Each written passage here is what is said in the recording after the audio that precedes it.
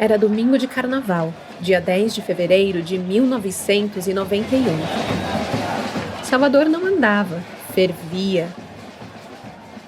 O centro da cidade, do Campo Grande aos Barris, estava tomado por foliões de todo o Brasil. O que ninguém previa era que, por causa da multidão, o lixo não seria recolhido naquele dia. E este pequeno fato traria à tona uma das histórias mais misteriosas e chocantes da cidade. Uma das ruas movimentadas era a Coqueiros da Piedade, perto do centro da cidade. Ali ficava um edifício de apartamentos, com moradores conhecidos, como a filha do prefeito de Iguaí, município localizado a cerca de 500 quilômetros de Salvador.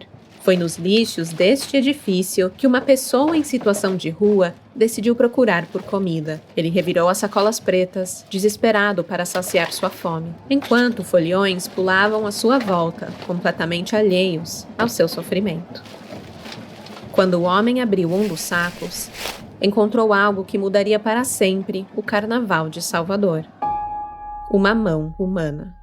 A mão de um homem conhecido por toda a população. Naquele domingo, o carnaval perdeu o brilho e Salvador acordou para um dos crimes mais chocantes de sua história. Este é o caso, o esquartejado dos Barris.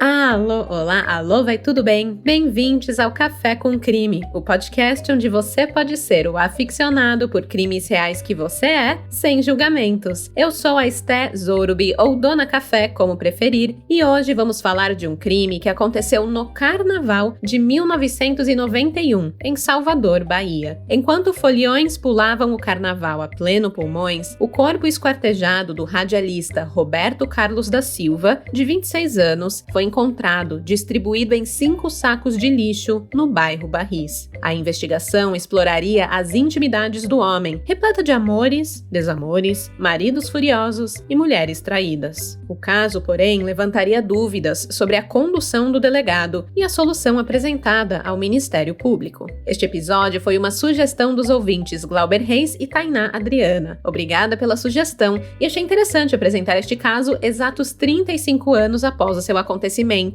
no carnaval. Mas eu aviso, passei muita raiva. Muita raiva. E no final da minha pesquisa, quando eu fui ver as imagens de arquivo do caso, eu entendi muita coisa que só aumentou o meu ódio por este caso. No final do episódio, eu vou revelar uma informação que vai fazer você entender o motivo de eu dizer isso. E amanhã, quinta-feira, eu vou postar essas imagens, então não deixe de nos seguir nas redes sociais também para ver as fotos. Já que estamos falando aqui em seguir, segue a gente aqui também na plataforma onde você está ouvindo o episódio. Ative as notificações para não perder nenhum episódio novo. E se você puder, deixe sua avaliação também. Parece pouco, mas para Dona Café aqui, para toda a equipe, isso é tudo. E se você gosta muito, muito dos casos que a gente traz aqui no Café com Crime, saiba que você pode escutar ainda mais episódios. Todo mês eu lanço um episódio exclusivo para os apoiadores do podcast. Para ter acesso, basta apoiar pelo Apoia-se ou na Aurelo. Eu vou deixar o link das nossas campanhas de apoio na descrição deste episódio. Ao apoiar, você já ganha acesso imediato aos mais de 50 episódios exclusivos para apoiadores. E eu não posso deixar de mencionar que você também entra para o nosso grupo de crimezeiros no WhatsApp. Super obrigada a todos os apoiadores, de verdade vocês fazem esse podcast existir. Uma forma bem legal de ajudar o podcast e sair ganhando também é comprando na nossa lojinha. Lá temos produtos como canecas, camisetas e bolsas do podcast. No site mapenca.com/café com crime você pode conhecer os nossos produtinhos crimezeiros oficiais. Vou deixar o link na descrição do episódio também. Lembrando que este podcast faz uso de efeitos sonoros, então se puder, escute de fone de ouvido. E claro, vamos tratar de assuntos sérios, como violência e abuso sexual. Ouça a seu critério. E com isso, bora começar do começo?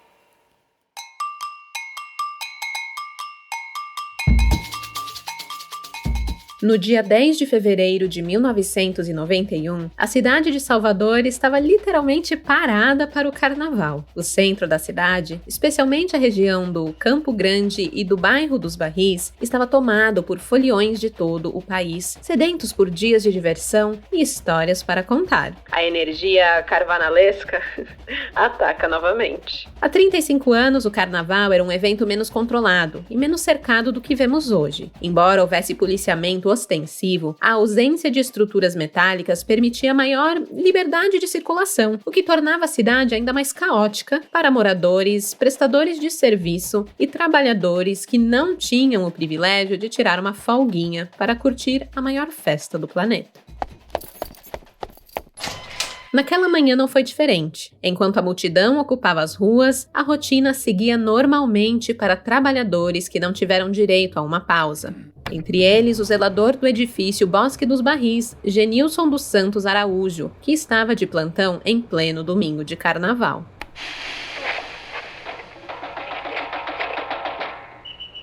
Do apartamento 1203, a doméstica Lourdes Maria de Jesus Sena, de 23 anos, interfonou para a portaria e pediu para falar com Genilson. Ela queria solicitar um favor um tanto quanto inusitado. Ela precisava de ajuda para levar algumas sacolas com carne até a lixeira do prédio. O zelador estranhou o pedido, mas Lourdes Maria insistiu. Ela sabia que era dia de coleta de lixo e argumentou que precisava descartar aquele alimento o quanto antes, já que tudo havia passado do ponto e não poderia mais ser consumido. Além disso, a quantidade considerável de carne ocuparia muito espaço na geladeira até o dia da próxima coleta. Não se sabe se Genilson hesitou em atender esse pedido, mas o fato é que a jovem era funcionária de Valquíria Bonfim, filha de Aurelino Pinheiro Bonfim, que era então prefeito de Iguaí, município localizado a cerca de 500 quilômetros de Salvador. Esse fato pode ter pesado em sua decisão de abandonar a portaria por alguns minutos para ir ao encontro da empregada doméstica e ajudá-la no manejo daquele lixo. Assim que ele chegou ao apartamento, ele estranhou a quantidade de pacotes. Havia 5 sacos de lixo, cheios, e o sangue escorrendo pelo chão chamou bastante sua atenção. Ele fez essa observação para Lourdes. Perguntou o motivo de haver sangue escorrendo de um dos sacos, mas, sem alterar o seu semblante ou de demonstrar qualquer nervosismo, ela respondeu que o líquido fazia parte do processo de conservação da carne, que estava temperada em salmoura e armazenada sob refrigeração. Mesmo assim, a grande quantidade trazida da fazenda da família Bonfim, somada à viagem da patroa para curtir o carnaval em outra cidade, fez com que a carne estragasse e precisasse ser descartada. Não era nada demais. Convencido, Genilson recolheu os sacos com Lourdes e os levou até a lixeira. Em seguida, retornou ao seu posto de trabalho, enquanto a empregada doméstica voltou para o apartamento de Valquíria Bonfim, onde, além de trabalhar, ela também morava. E o carnaval seguiu lá fora.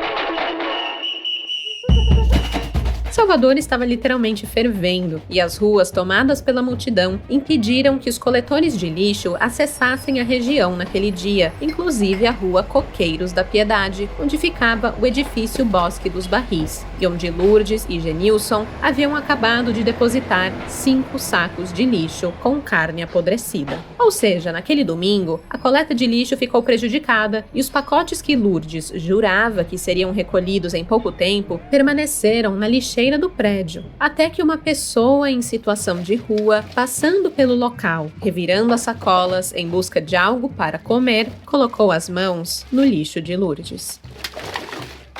A lixeira ficava na rua, o que facilitou o acesso desse rapaz. E é doloroso pensar que um ser humano vagava praticamente invisível em meio a pessoas felizes, alheias ao seu sofrimento, em busca de algo para comer, né? Ultrapassando aí todos os seus limites para sobreviver. Mas enfim, esse moço passou pelo local, decidiu parar naquela lixeira e abriu saco por saco. Tentando saciar sua fome, o homem se deparou com algo tão inusitado quanto assustador.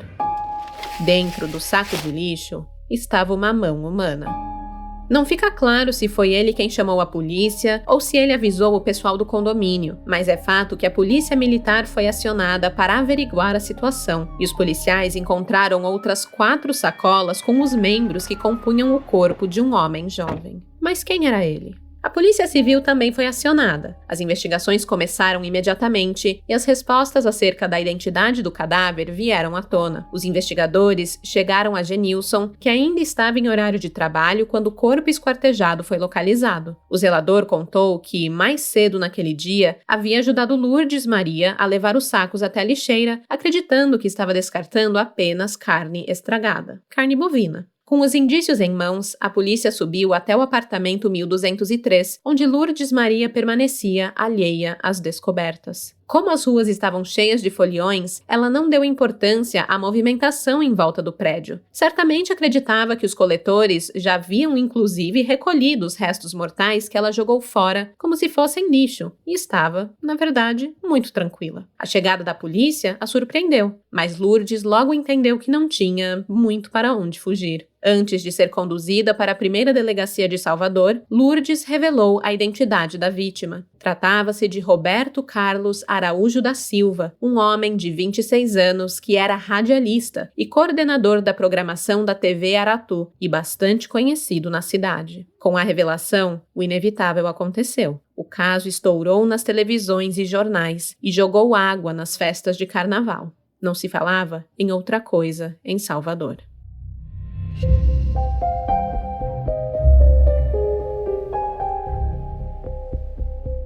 O bairro dos Barris, localizado próximo do centro tradicional de Salvador, é uma área charmosa e arborizada, conhecida pela mistura de construções antigas e novas. Bem localizado, o bairro atrai estudantes, aposentados e intelectuais, que movimentam suas ruas com um fluxo intenso. Era ali que vivia Lourdes Maria de Jesus Sena. O apartamento não era dela. Ela não teria condições para isso, nem mesmo para pagar um aluguel nos Barris. Pertencia à sua patroa, Valquíria Bonfim, que também residia no local. Lourdes Maria era daquelas empregadas domésticas que moravam no local de trabalho, algo muito comum em décadas passadas. Aos 23 anos, ela era uma moça pequena, magra e aparentemente frágil à primeira vista, uma jovem inofensiva, incapaz de fazer mal a uma mosca. Enquanto Lourdes era baixinha, Roberto Carlos, a vítima, era forte, pelo menos 20 centímetros mais alto que ela, e saudável. A primeira impressão era de que não fazia sentido Lourdes ter cometido aquele crime. Como poderia? Só de pensar nisso, dava um certo desconforto imaginar aquela jovem franzina de 23 anos com aqueles 5 sacos de lixo de carne humana. Na primeira delegacia de Salvador, Lourdes contou sua primeira versão sobre o caso. Logo depois de contar sua história às autoridades, a suspeita foi apresentada à imprensa na sala do delegado Celso Viscardi, responsável pelo caso. O que Lourdes revelou a todos ali foi que ela manteve um relacionamento com Roberto Carlos, isso por 2 anos, mas que ela colocou um ponto final nesse envolvimento amoroso porque o homem era mulherengo. Ele não a assumia para os amigos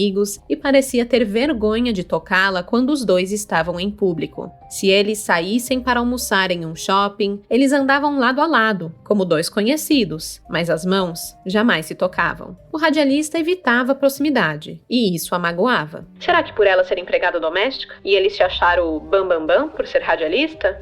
Desconfio. O problema, de acordo com a suspeita, é que Roberto Carlos não aceitava o fim do namoro, e ele insistia em manter contato. Aquele comportamento bem padrão de pessoas que são intolerantes ao não, sabe? A gente vê muito por aqui. Na manhã anterior à localização dos restos mortais, portanto no sábado, não tinha sido diferente. Roberto Carlos sabia onde Lourdes trabalhava e morava. Inclusive, diziam as más línguas da época que, além de se relacionar com a empregada doméstica, o radialista também teria se envolvido com a patroa dela, Valquíria Bonfim. Sabendo que Valquíria não estaria em casa no fim de semana do carnaval, pois ela tinha ido viajar, o Roberto entrou em contato com Lourdes para dizer que iria visitá-la. Só que ele não iria sozinho, iria acompanhado de 2 amigos, o comerciante José Alexandre Carvalho e um outro rapaz a quem Lourdes não sabia muito bem o nome e se referia a ele apenas como Wellington ou Antoninho.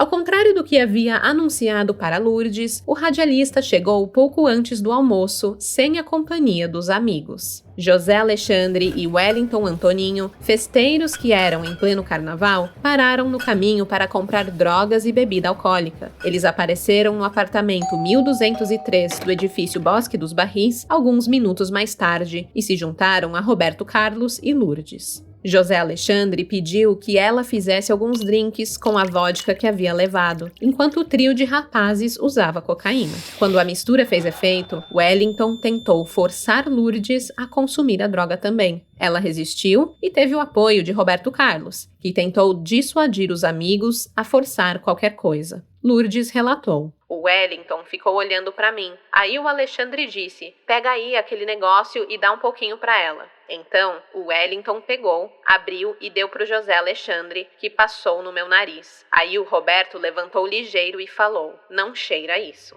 Não satisfeito com a negativa de Lourdes, Wellington investiu sexualmente contra ela, tentando agarrá-la à força. Roberto, que já estava bêbado, se colocou entre os dois e iniciou uma briga com o amigo para protegê-la. Começava aí a discussão que o levaria à morte.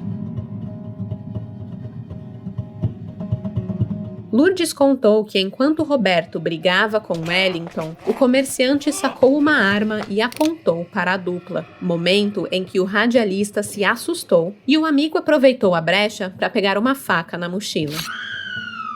Depois desse momento, Lourdes disse que perdeu a consciência, foi colocada no banheiro e quando recuperou os sentidos, o crime já havia sido cometido.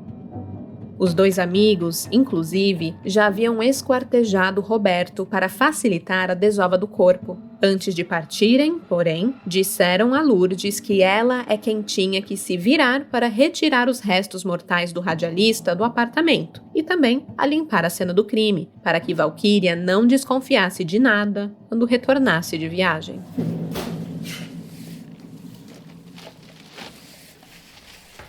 Depois de muito pensar no que fazer, a ideia de deixar os despojos na lixeira parecia perfeita. Com a quantidade de trabalho enfrentada pelos coletores naqueles dias, dificilmente alguém abriria os sacos para conferir o conteúdo. E caso alguma parte do corpo fosse encontrada mais tarde, como seria possível saber onde aqueles resíduos haviam sido recolhidos? Lourdes só não contava com dois fatores fora de seu controle: a interdição da rua e o encontro com uma pessoa faminta em seu caminho. Essa foi sua primeira versão aos investigadores, mas como sabemos, nem sempre a verdade aparece de primeira. Algumas contradições foram observadas durante o seu depoimento e também em suas declarações aos jornalistas, que foram até a delegacia para escutá-la. Como as investigações ainda estavam no início, era preciso considerar o que ela apresentou, apesar de alguns pontos não baterem. Tendo isso em vista, os agentes da Polícia Civil localizaram José Alexandre Carvalho e o prenderam no dia 11 de fevereiro. O homem já tinha passagem na polícia por furtos de motos. Ele negou veementemente participação no crime, mas não resistiu à prisão. Em sua casa, foi encontrado um par de luvas cirúrgicas com vestígios de sangue. O material foi recolhido e enviado para a perícia. Mas o agente Celso Viscardi, que estava à frente das investigações, decidiu não ouvir o comerciante em um primeiro momento. Sua missão agora era identificar e localizar Wellington, ou Antoninho. A verdade é que nem a polícia sabia direito por quem estava procurando e nem mesmo qual era o seu nome. Outro ponto que chamou a atenção foram os horários apresentados por Lourdes. Ela contou aos investigadores que Roberto chegou ao condomínio Bosque dos Barris entre 12:00 e 1 da tarde. Mas os seus amigos, os amigos de Roberto, não o José e o Wellington, mas amigos dele da vida, garantiram que o radialista estava pulando carnaval com eles na Praça Castro Alves, no centro histórico, até por volta das 5 da tarde. Durante as pesquisas para esse episódio, a gente se deparou com um depoimento de um rapaz que bate muito com essa informação fornecida. Esse rapaz, ele afirmou ser melhor amigo do Roberto Carlos e ele relatou que na tarde do sábado de carnaval, os dois estiveram juntos no bairro Nazaré. Talvez o Roberto ele tenha partido para a casa de Lourdes após se despedir desse amigo, já que a distância entre o local onde ele foi visto pela última vez e o apartamento onde tudo aconteceu era de aproximadamente 15 minutos a pé. Na segunda-feira, dia 11 de fevereiro, mesmo dia em que prenderam José Alexandre, a polícia compareceu à casa de Roberto Carlos. Queriam entender melhor quem era aquele homem e se encontrariam algo ali que pudesse ajudar a esclarecer o seu assassinato. Eu confesso que foi difícil encontrar informações sobre a vítima. Quem era Roberto Carlos? Quais eram as suas ambições, os seus planos? O que ele almejava para a vida? O que se sabe é que ele era um radialista, ele era conhecido, ele era coordenador de programação da TV de Aratu e também que ele era um homem bonito. Bastante cobiçado por homens e mulheres, e ele sabia disso, e não tinha receio nenhum de cultivar inimigos. Roberto costumava se envolver com mulheres casadas, o que despertava a ira de maridos traídos. Uma ira que, quiçá, havia sido traduzida em palavras enviadas ao radialista. Acontece que nas buscas realizadas na casa de Roberto Carlos, a polícia encontrou cartas com ameaças de morte ao radialista.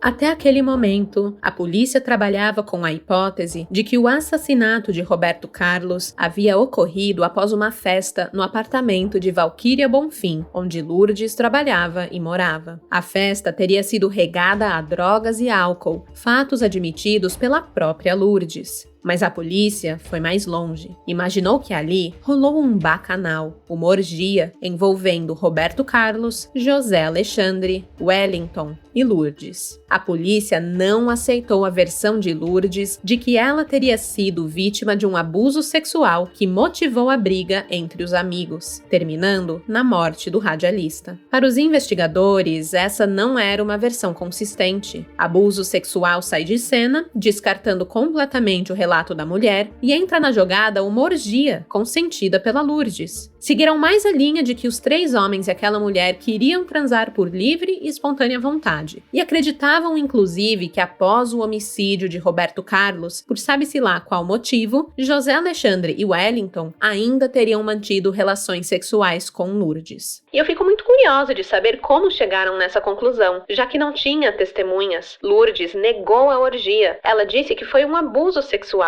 e ninguém tinha interrogado José Alexandre, nem mesmo encontrado o tal do Wellington ou Antoninho para confirmar essa história. Mesmo assim, saiu nos jornais que não apenas o crime aconteceu depois de uma orgia, mas que Lourdes voltou a transar com os criminosos depois do assassinato. Na minha opinião, foram um pouquinho além demais, né? Dentro desse cenário inicial construído pelos investigadores, aquelas cartas ameaçadoras encontradas no apartamento da vítima só poderiam vir de um lugar, da Lourdes, que buscava vingança de seu ex-namorado por tê-la tratado mal. Ao ser confrontada com o fato, Lourdes negou a autoria das ameaças, mas não importava ela dizer que não. Os investigadores atribuíram a ela a responsabilidade sobre essas correspondências. Até que um dos legistas que auxiliou na necropsia, chamado Eutímio Brasil, concedeu uma entrevista ao jornalista Casimiro Neto e afirmou, com todas as letras, que a pessoa responsável pelo esquartejamento da vítima possuía conhecimento em anatomia. Segundo ele, os cortes que seccionaram as partes do corpo haviam sido feitos com precisão cirúrgica, utilizando um bisturi. Foi então que outra linha investigativa começou a ser explorada. A família de Roberto afirmou que tinha conhecimento de que ele mantinha relacionamentos com a esposa de um médico. Esse doutor teria descoberto que estava sendo traído pela mulher e, em um momento de fúria, verbalizou ameaças contra a integridade física de Roberto Carlos. E isso foi em público, tá? O doutor não se importou com testemunhas nem nada, ele queria mais é que todo mundo se ferrasse mesmo. Ele estava realmente furioso com aquele chifre, né? E claro que isso colocou no radar da investigação, principalmente agora com o legista afirmando que o esquartejamento de Roberto havia sido feito por alguém profissional, digamos assim, com a precisão cirúrgica de um médico. A família de Roberto Carlos levantou a possibilidade de que o tal do Wellington/Antoninho fosse, na verdade, esse homem traído e que ele teria ido ao apartamento já com a intenção de dar cabo à vida do radialista. Porque até esse ponto ninguém tinha descoberto ainda o nome real desse cara, se era Wellington ou Antoninho, e ninguém sabia na real quem ele era, onde ele vivia, o que ele fazia, qual sua profissão, não sabiam nada. Mas vamos lá, pare para pensar. Fazia algum sentido Roberto levar até o apartamento de Lourdes, para uma orgia carnavalesca, um homem que o havia ameaçado de morte? Pensando friamente, não. Wellington, na verdade, só poderia ser alguém do convívio do Roberto Carlos e que tinha sua confiança. Eu entendo, né? Os familiares queriam encontrar os culpados e buscar justiça pelo seu ente querido, e eles estavam ali se agarrando a qualquer coisa, qualquer teoria, por pouco sentido que fizesse, para ajudar a polícia a encontrar o culpado, pensando que talvez Wellington fosse o doutor traído. Bem, esse doutor, que não era Wellington, e a gente também não sabe o nome do doutor, ele sabia que ele tinha ameaçado de morte um homem que se tornou realmente vítima de um assassinato. Ele sabia que as atenções se voltariam para ele assim que a polícia tomasse ciência das suas ameaças públicas. Então ele não pensou duas vezes e sumiu da cidade. O homem traído deixou a sua esposa tomar a frente da situação e a incumbiu de procurar a família de Roberto Carlos para que desse todas as garantias possíveis de que o casal não estava envolvido naquele crime. A possibilidade de sua participação no caso foi totalmente excluída pouco tempo depois do crime. Ele tinha ameaçado Roberto num momento de fúria? Sim, mas não tinha cometido o crime, segundo as apurações da investigação. Mesmo descartando esse doutor, ainda procuravam por um profissional da área da saúde. Na verdade, essa suspeita se reforçou ainda mais quando descobriram que as vísceras abdominais da vítima haviam sido retiradas. Isso sem falar do coração, pulmões e do pênis de Roberto Carlos. Porque sim, todos esses órgãos e essas partes sumiram. A lixeira foi toda revirada e nada. Não estavam ali entre os 5 sacos de lixo. Questionada, Lourdes não dizia onde os órgãos foram descartados, mas a ausência de cada um deles dificultou o trabalho dos legistas, já que somente com exames nas vísceras é que poderiam comprovar se a vítima havia sido dopada antes de ser morta. Como o trio de assassinos saberia dessa informação se não fosse um profissional da saúde? Os órgãos teriam sido separados do restante do corpo e descartados separadamente, por qual motivo? Se não este, possivelmente, né? Esses elementos fizeram com que até Valquíria entrasse no rol de suspeitos. Além do tititi da época, que apontavam um possível envolvimento amoroso entre ela e o radialista, e a hipótese de que pudesse ter se aliado a Lourdes em um ato de vingança, havia ainda um detalhe que para a investigação fazia bastante sentido. Valquíria era médica. Essa informação, inclusive, ajudava a explicar aspectos técnicos do esquartejamento, desaparecimento de órgãos e parecia amarrar algumas pontas soltas do caso. E onde estava Valquíria no carnaval de 1991, no dia do crime?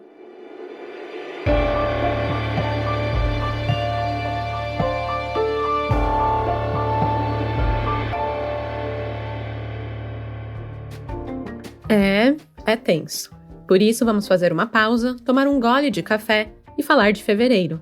Porque não precisa ser nenhum Sherlock Holmes para perceber que o segundo mês de 2026 chegou como um bloco fora de controle. O calor subindo, os compromissos se acumulando, o carnaval batendo na porta e a gente tentando manter as promessas de janeiro no meio desse desfile todo. Você quer manter o ritmo, mas o corpo sente e a agenda aperta. Então me diz, como é que a gente resolve esse caso e se mantém produtivo no caos? Em toda investigação existe aquele momento em que a resposta aparece, não porque era complicada, mas porque faltava a peça certa encaixar. E no Mistério de Fevereiro, a peça-chave é literalmente uma peça de roupa. A Insider não é fantasia de ocasião, não é look que só sai do armário para um evento específico. Ela é o que sustenta o seu dia quando ele começa cedo, passa pelo treino leve, atravessa o trabalho, encara o deslocamento, encontra até o bloquinho e ainda precisa funcionar no dia seguinte. A Insider resolve um problema silencioso: calor, desconforto, roupa que pesa, que marca, que incomoda. Ela respira, seca rápido, acompanha o corpo e faz por você o que ninguém faz. Faz cada movimento teu fluir. E neste carnaval, quem passa por aqui é o bloco do cupom de desconto. Use meu cupom Café com Crime e ganhe 20% off se você é cliente novo ou 10% off se já é Insider. O link tá na descrição do episódio. Obrigada, Insider, por acompanhar nosso ritmo. E agora, podemos voltar ao crime.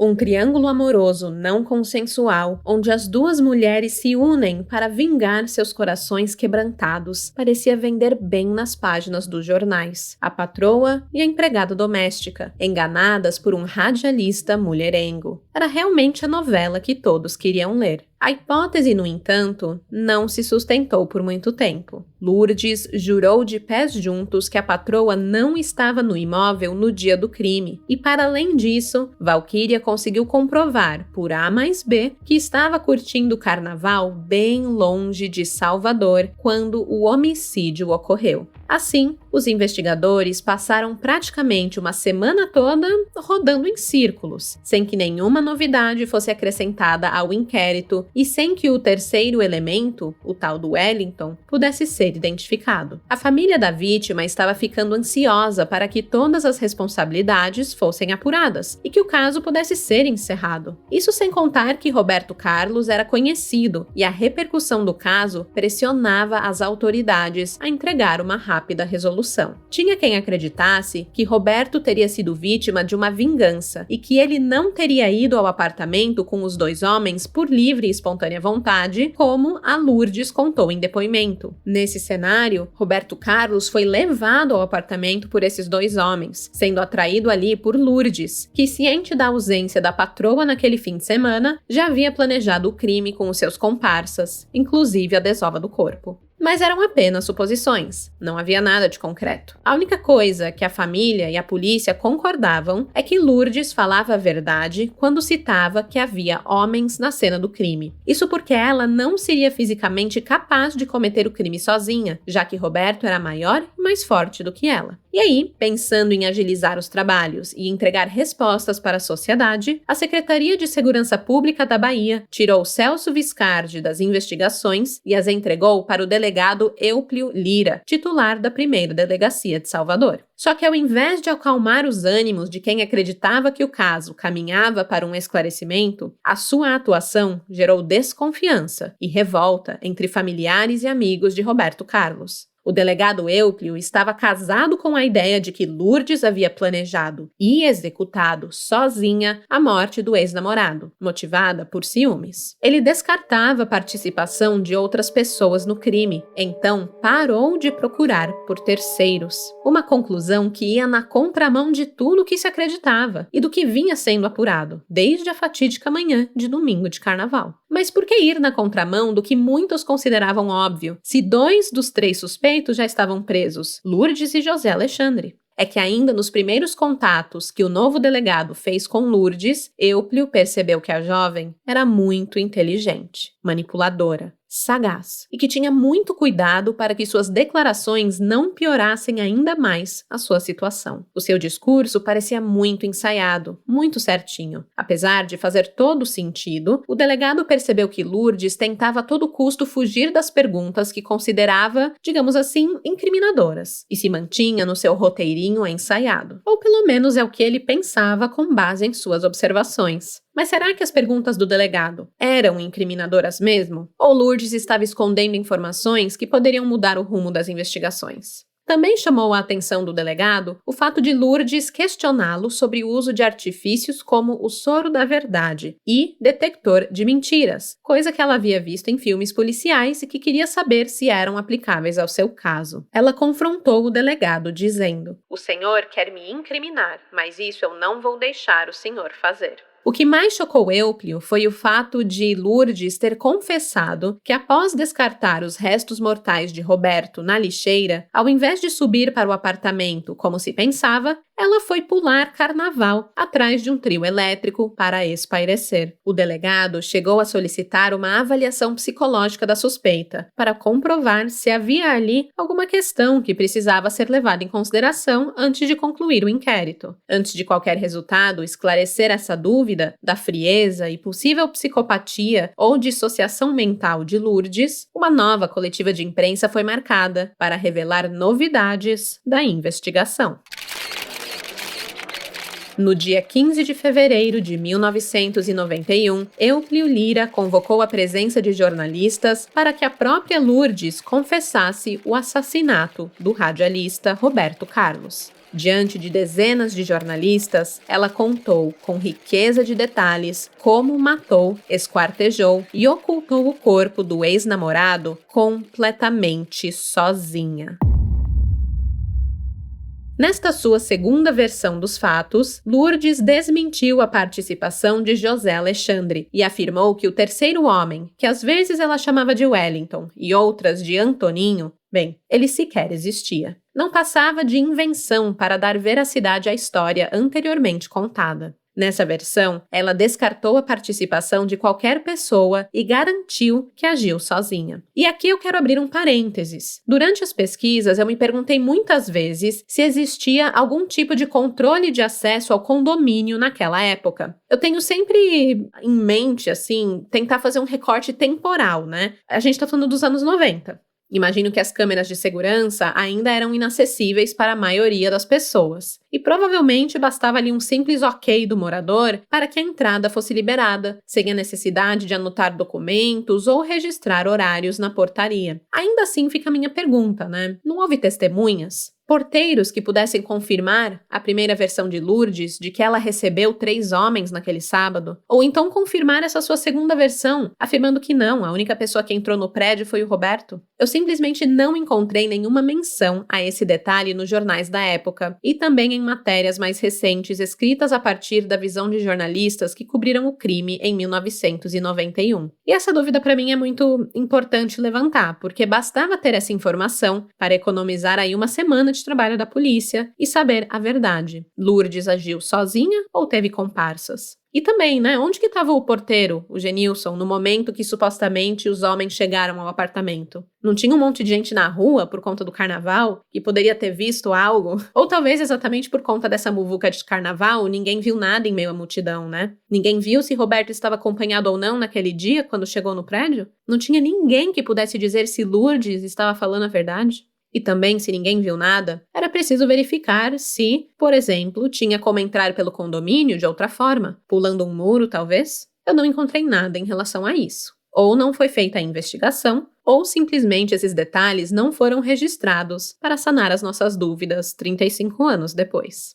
Enfim, fechando o parênteses. Voltando para a história, para a coletiva de imprensa do dia 15 de fevereiro. Ali, Lourdes deu a sua segunda e última versão sobre o caso. E é importante destacar que essa é a versão da Lourdes, até porque, infelizmente, a versão da vítima nós jamais conheceremos. A mulher afirmou que no dia 10 de fevereiro, ela e Roberto Carlos tinham brigado por conta do relacionamento que eles levavam aos trancos e barrancos por já quase 2 anos. No início desse rolo amoroso, tudo eram flores, e o radialista era atencioso, simpático e bastante carinhoso, características que deixaram Lourdes encantada, principalmente porque Roberto Carlos era um homem bastante cobiçado. Lourdes se sentiu a escolhida entre tantas outras que se arrastavam aos seus pés. O problema é que, com o passar do tempo, o ciúme e as cobranças passaram a fazer parte da relação, e o namoro foi se tornando cada vez mais difícil. As discussões viraram rotina, e a cada nova briga vinha também mais um término. Sabe aquela relação ioiô? Eles terminavam e voltavam inúmeras vezes, e nesses intervalos, o Roberto Carlos não costumava perder tempo, né? Mulherengo assumido, ele não passava suas madrugadas molhando o travesseiro com lágrimas sempre que Lourdes o colocava para correr. Ele até corria sim, mas direto para os braços de outras mulheres. E Lourdes não era boba. Ela sabia que enquanto ficava em casa remoendo a situação, o namorado estava curtindo a vida. E a situação foi minando a sua autoestima e confiança. O ciclo era sempre o mesmo. Roberto a procurava, eles faziam as pazes, passavam por bons momentos juntos e depois o casal brigava aí por qualquer motivo que o levava a sumir por dias. O que também magoava a Lourdes é que quando estavam juntos em casa, em lugares isolados ou com pouca iluminação, Roberto era bastante carinhoso e atencioso, mas quando estavam em público, ele costumava manter certa distância, parecia ter vergonha de sua companhia. Aos jornalistas, Lourdes também negou a possibilidade de ter participado de orgias, revelando que ela era virgem. Apesar dos 2 anos de relacionamento, Lourdes e Roberto Carlos não chegaram a manter relações sexuais pessoais, tanto por uma questão de valores de Lourdes e também porque ela era bem ligeira e percebia a postura adotada pelo radialista. Ela o amava, mas sabia que ele não estava afim de assumir um relacionamento sério. Algo importante que ela valorizava, e não tendo algo sério, também não tinha sexo. Como o que está sempre ruim pode piorar, Lourdes começou a receber cartas anônimas com ameaças de morte e que essas correspondências evoluíram para telefonemas feitos para a casa de sua patroa. As vozes do outro lado da linha eram sempre de mulheres, que a xingavam e a diminuíam, o que a levou a acreditar que Roberto estivesse por trás daqueles trotes.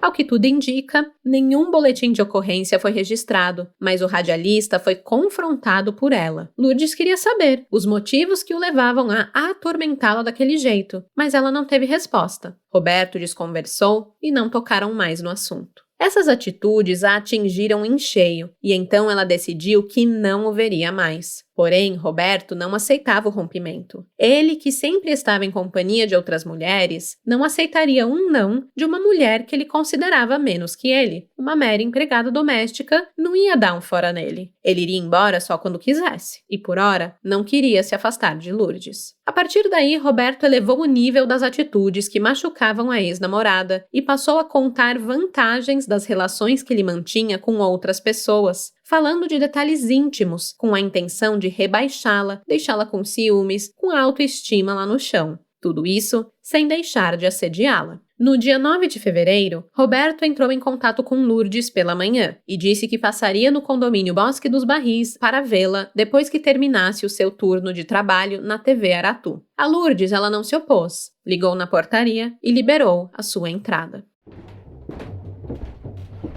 Segundo o seu relato, Roberto chegou por volta do meio-dia. Vale ressaltar novamente que essa questão dos horários são meio por fora, já que temos testemunhas, amigos de Roberto, que disseram que ele estava pulando carnaval até o final daquela tarde. Então, não seria possível que ele chegasse ao apartamento ao meio-dia. Fato é que, seja lá qual foi o horário que ele chegou, assim que pôs os pés no apartamento, o casal, ou ex-casal, começou a brigar. A discussão evoluiu para uma agressão física, tapa no rosto e um empurrão que jogou Lourdes em cima da cama com certa violência. Foi a gota d'água. Tomada pelo ódio, Lourdes já tinha decidido que a agressão, humilhação e perseguição que estava sofrendo não ficaria barato, e cravou ali o destino de Roberto. Depois do tapa que deu na jovem, o radialista deitou na cama, ligou a televisão e começou a assistir a cobertura do carnaval, como se aquela violência fosse apenas uma rotina. Lourdes se aproveitou do momento, foi até a cozinha, pegou uma faca, a qual escondeu e sentou ao lado do Roberto para ver televisão. Ele já estava cansado, já tinha dado plantão na TV Aratu e estava bocejando, bastante sonolento. Nesse momento, ele passou o braço pela cintura de Lourdes e ela teve paciência para esperar que ele cochilasse em seus braços.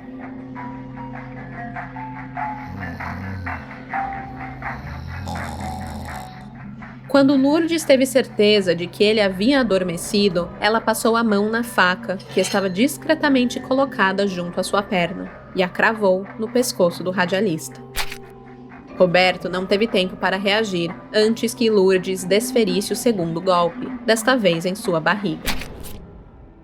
Essa dinâmica explicava como uma jovem franzina conseguiu matar, sozinha, um homem muito maior e mais forte do que ela. Como já era especulado pela mídia e pela família da vítima, Lourdes não tinha forças para reagir e acabar com a vida do radialista sozinha. Se ela tentasse qualquer coisa ali, no calor da emoção, ela seria facilmente contida por Roberto. Mas ela foi esperta, fria e paciente, uma assassina bastante calculista. Mas, novamente, nem tudo que Lourdes dizia era facilmente comprovável pela polícia. A faca que ela usou no crime, segundo ela, tinha 20 centímetros de lâmina e possuía serras em toda a sua extensão. Uma faca de cortar pão, né? Que inclusive contradiz o legista, que afirmou que os cortes haviam sido feitos com um bisturi. mas nenhuma perícia foi realizada na arma do crime, porque simplesmente ela jamais foi encontrada. Apesar dos esforços e dos investigadores vasculharem o matagal nas imediações do edifício, mas sem a ajuda de Lourdes para guiá-los, não obtiveram sucesso. Uma lacuna que dificultou ainda mais o total esclarecimento dos fatos.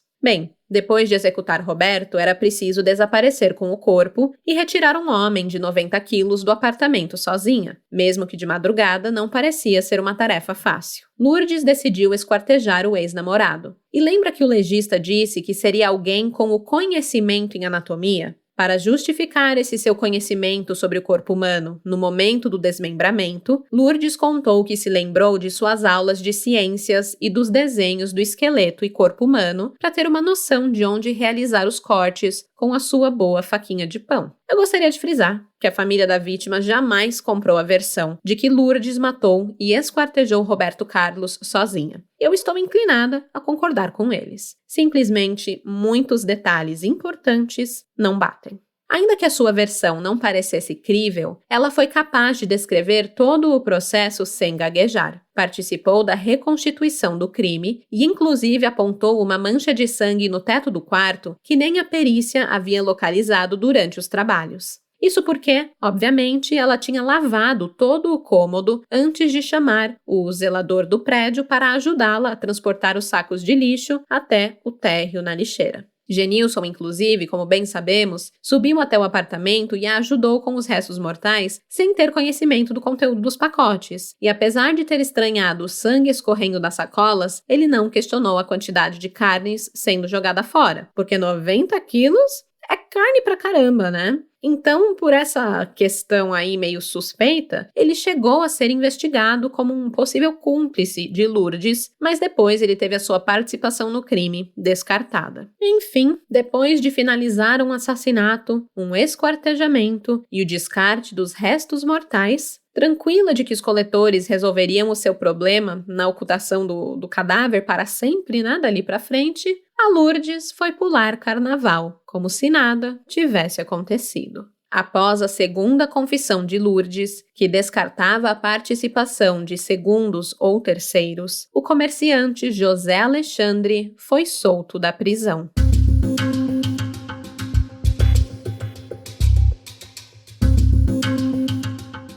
A família e os amigos de Roberto Carlos, como eu mencionei anteriormente, não compraram a confissão de Lourdes e passaram a questionar o trabalho do delegado Euplio Lira, com bastante veemência. A desconfiança aumentou sobretudo porque depois de Lourdes assumir integralmente a culpa, o delegado passou a demonstrar pressa em encerrar o inquérito, mesmo com exames ainda pendentes e absolutamente essenciais para o caso, como o resultado da análise do sangue encontrado em luvas cirúrgicas na casa de José Alexandre, no dia 11 de fevereiro.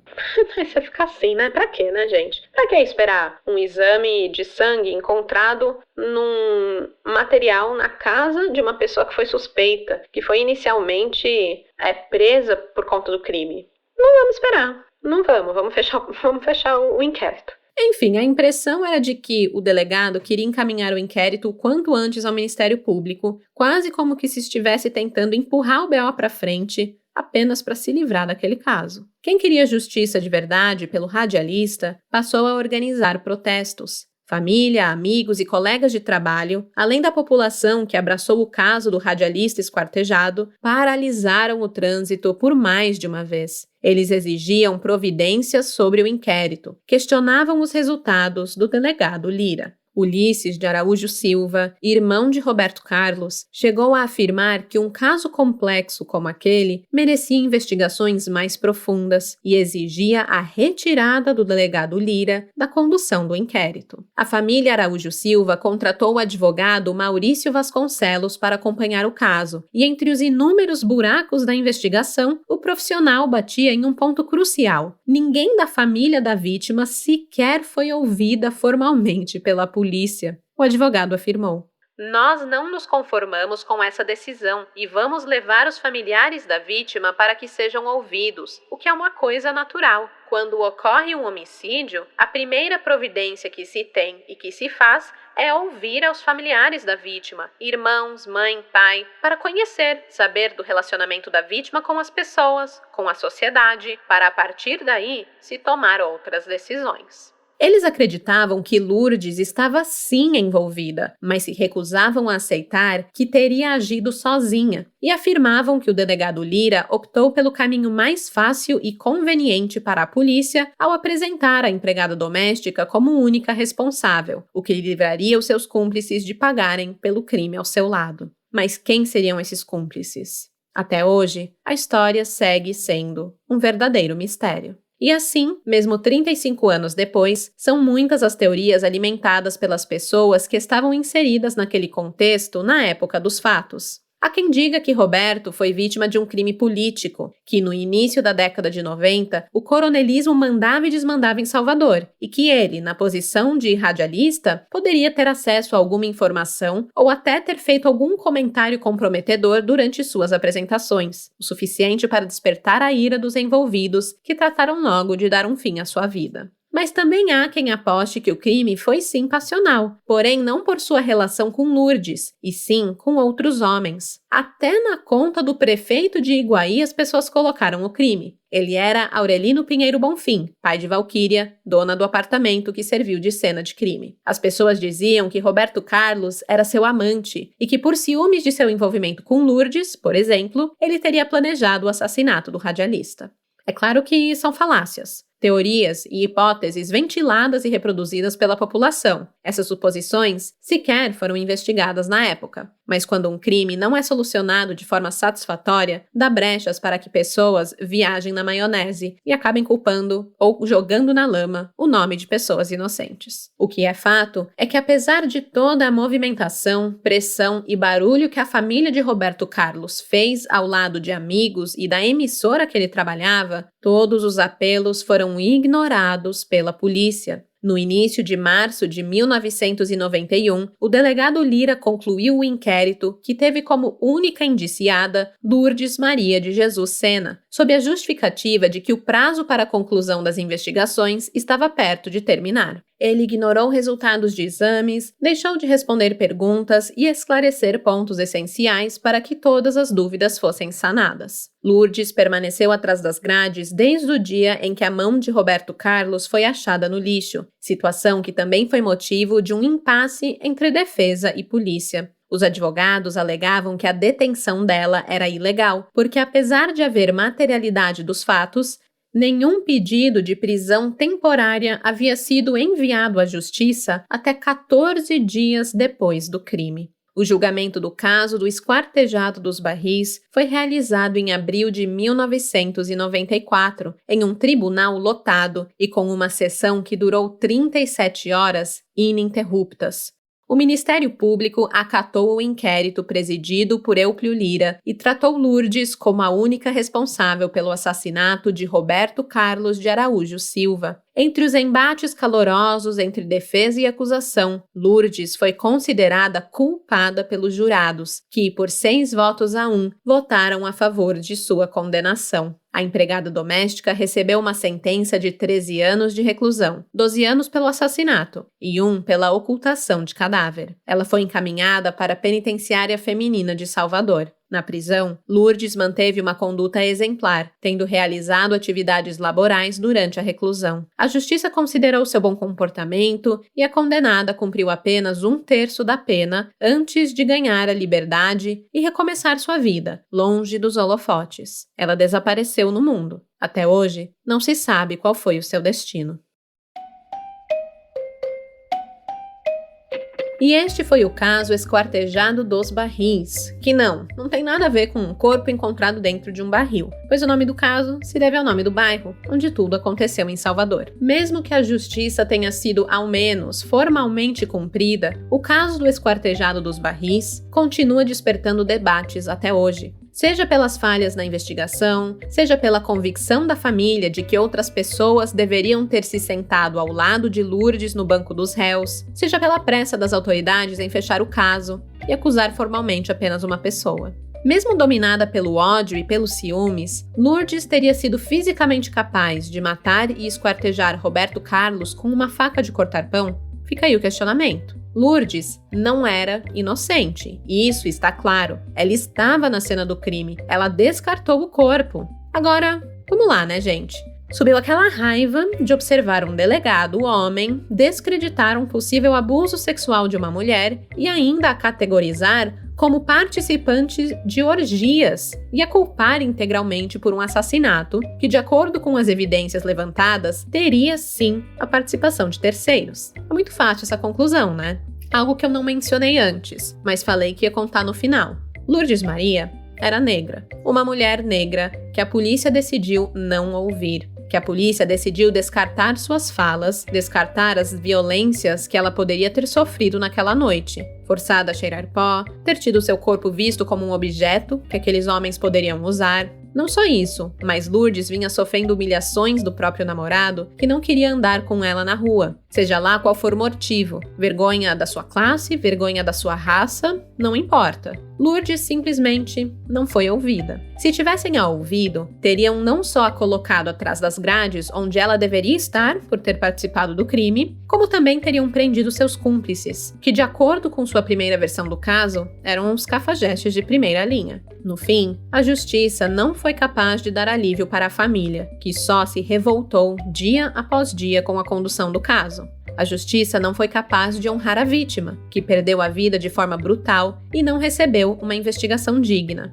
E não foi capaz de dar segurança para a população, que continuou vivendo com outros criminosos em liberdade pelas ruas. A única pessoa que talvez a justiça satisfez foi o delegado enviesado, que teve tudo correndo exatamente da maneira como ele quis desde o momento que assumiu o caso. O plano sempre foi culpar a mulher negra, uma femme fatale que seduziu tudo e todos a se vingarem de seu ex-namorado. Vale mencionar que em uma matéria do jornal O Correio aparece o fato de que Lourdes denunciou aos jornalistas e na frente de um agente que foi torturada pela polícia para confessar o crime. E antes de alguém aqui vir me xingar no Twitter, que fique claro, Lourdes é culpada sim. Lourdes foi presa como deveria ser e pagou pelo crime como deveria ter pago.